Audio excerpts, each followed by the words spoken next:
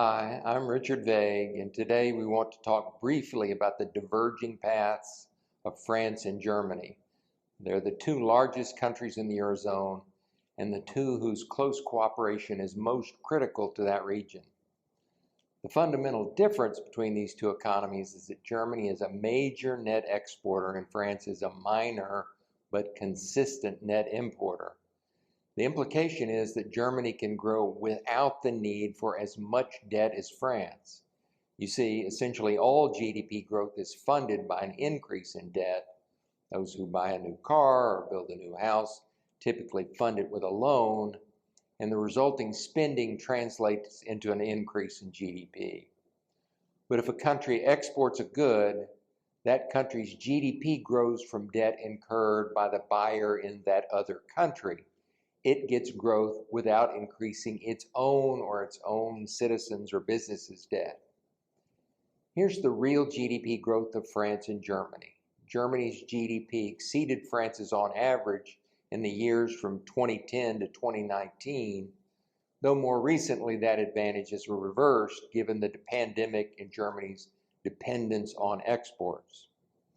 Here we see the net exports of Germany from 2010 to 2022, and we can see what a huge difference there is in the net exports of those two countries. On average, Germany's net exports are 5.8% annually, and France's are negative 1% of GDP annually. The difference shows up not just in GDP growth, but in debt growth. Here we see France's private sector debt to GDP and see that it has grown to 163%, far surpassing Germany's at 128%. The same advantage shows up in government debt. France's is at 112% of GDP, towering over Germany's at 66%. Now we've entered a period where Germany's net exports as a percent of GDP have declined to 2.1% in 2022. That's quite a bit lower than it has been trending.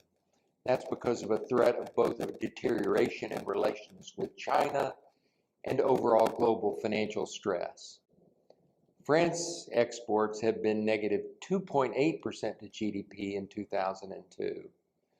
Given its dependence on exports, Germany's GDP growth is more vulnerable to geopolitics and to global growth trends, and we now see that it has slipped into a recession.